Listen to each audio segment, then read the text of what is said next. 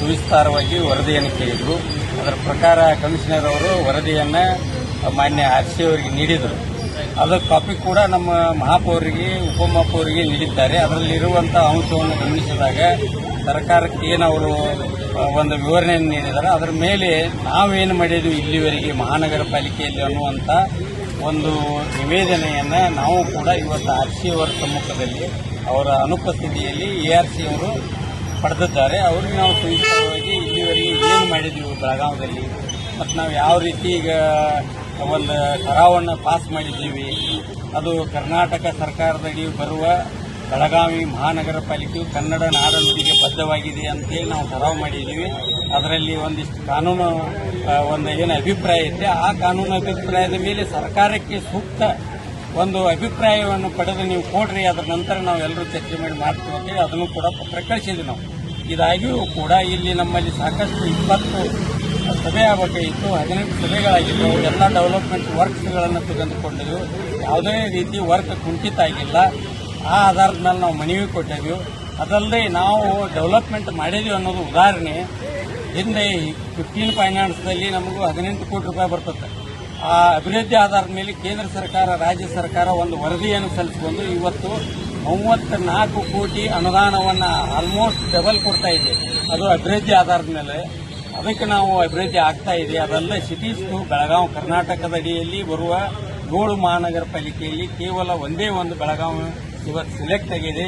130 ಕೋಟಿ ಅನುದಾನ ಬರ್ತಾ ಇದೆ. ಅದರಲ್ಲಿ 20 ಕೋಟಿ ಅನುದಾನವನ್ನು ನಾವು ಆಲ್ರೆಡಿ ಮಹಾನಗರ ಪಾಲಿಕೆಯಿಂದ ನಾವು ಏನು ತುಂಬ್ತೀವಿ ಅಂತ ಹೇಳಿದ್ವಿ.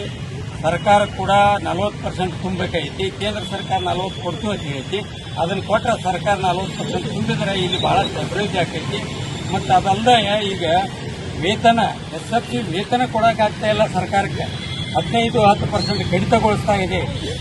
ಕಡಿತಗೊಳಿಸ್ತಾ ಇರುವಾಗ ಆ ವೇತನವನ್ನು ಕೊಡಬೇಕಂತ 4-5 ಸಲ ಮನವಿ ಮಾಡಿಕೊಂಡಿದ್ವಿ, ಅದನ್ನು ಮಾಡ್ತಾ ಇಲ್ಲ. ಅದಲ್ಲದೆ ಇಲ್ಲಿ ನಮ್ಮಲ್ಲಿ ಸಿಬ್ಬಂದಿಗಳ ಕೊರತೆ ಇದೆ. ಆ ಸಿಬ್ಬಂದಿಗಳನ್ನು ಕೊಡ್ರಿ ಅಂತೇಳಿ ನಾವು ಸರ್ಕಾರಕ್ಕೆ ಮನವಿಯನ್ನು ಬಹಳಷ್ಟು ಸಲ ಮಾಡ್ಕೊಂಡಿದ್ವಿ, ಅದನ್ನು ಕೊಡ್ತಾ ಇಲ್ಲ.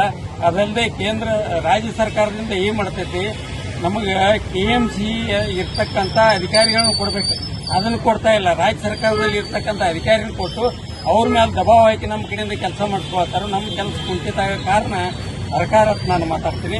ಅದಲ್ಲದೆ 2ನೇ ರಾಜಧಾನಿ ಬೆಳಗಾವಿ ಅಂತೇಳಿ ಪರಿಗಣಿಸಿ ವಿಶೇಷವಾದಂಥ 100 ಕೋಟಿ ರೂಪಾಯಿ ಅನುದಾನವನ್ನು ಇಲ್ಲಿವರೆಗೆ ಹಿಂದಿನ ಸರ್ಕಾರವು ಕೊಟ್ಕೋತ ಬಂದವು. ಈ ಸರ್ಕಾರ ಬಂದ ಮೇಲೆ ವಿಶೇಷವಾದಂಥ ಅನುದಾನ ಕೊಟ್ಟಿಲ್ಲ. ಅದರಿಂದನೂ ನಮ್ಮಲ್ಲಿ ಡೆವಲಪ್ಮೆಂಟ್ ಆಗ್ತಾ ಇಲ್ಲ. ಅದಕ್ಕೆ ಈ ರಾಜ್ಯ ಸರ್ಕಾರಕ್ಕೆ ನಮ್ಮ ಬೆಳಗಾವಿಯನ್ನು ಡೆವಲಪ್ ಮಾಡೋ ಇಚ್ಛಾಶಕ್ತಿ ಐತೋ ಇಲ್ಲೋ ಅನ್ನೋ ಒಂದು ಪ್ರಶ್ನೆಯನ್ನು ನಾವು ಮಾಡಿ ಇವತ್ತು ಕೂಲಂಕುಷವಾಗಿ ಮಾನ್ಯ ಮಂತ್ರಿಯವರಿಗೂ ಕೊಟ್ಟಿವಿ, ಮುಖ್ಯಮಂತ್ರಿಯವರಿಗೆ, ಇಲ್ಲಿ UDC ಮಂತ್ರಿಯವ್ರಿಗೆ ಕೊಟ್ಟಿವಿ ನಾವು.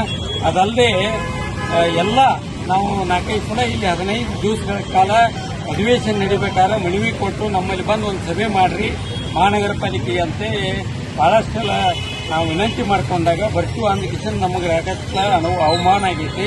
ಅದನ್ನೂ ಎಲ್ಲ ಸಹಿಸಿಕೊಂಡು ಇವತ್ತು ನಾವು ತಡ್ಕೊಂಡಿದ್ದೀವಿ.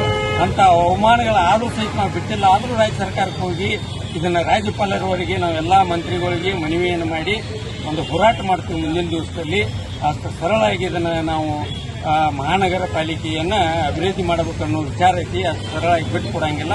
ಅದಕ್ಕೆ ಸಹಕಾರ ಮಾಡಿದರೆ ಸರಿ, ಇಲ್ಲದಿದ್ದರೆ ಮುಂದಿನ ದಿವಸದಲ್ಲಿ ಹೋರಾಟ ಮಾಡೋ ಮುಖಾಂತರ ನಾವು ಏನು ಪಡಿಬೇಕಾಗಿಲ್ಲ ಅದನ್ನು ಪಡಿತು. ಪ್ರಜಾಪ್ರಭುತ್ವದಲ್ಲಿ ನಾವು ಆಯ್ಕೆಯಾಗಿ ಬಂದಿದ್ದು, ಅದಕ್ಕೆ ಕಾನೂನಲ್ಲಿ ಆಯ್ಕೆ ಆದವರಿಗಿಂತ ಪ್ರಥಮ ಆದ್ಯತೆ ಐತಿ. ಅದಕ್ಕೆ ನಾವು ಕಾನೂನಿನಲ್ಲಿ ನಮ್ಮ ಸರ್ಕಾರ ನಮಗೆ ಅವಕಾಶವನ್ನು ಕೊಡಬೇಕಂತ ವಿನಂತಿ ಮಾಡ್ತಾ ಇದ್ವಿ. ತಮ್ಮ ಮಾಧ್ಯಮದ ಮುಖಾಂತರ ಎಲ್ಲ ಬೆಳಗಾವಿ ಜನತೆಗೆ ಕೂಡ ಅಭಿವೃದ್ಧಿಗೆ ಸಹಕಾರ ಮಾಡ್ರಿ. ಏನು ಮಾಡಾಕತ್ತಾರಲ್ಲ ಇದನ್ನು ತಾವು ನೋಡಿದ್ರಿ, ಇದರಿಂದ ಅಭಿವೃದ್ಧಿ ಆಗಂಗಿಲ್ಲ, ಇದನ್ನು ಕೈ ಬಿಡ್ಬೇಕಂತ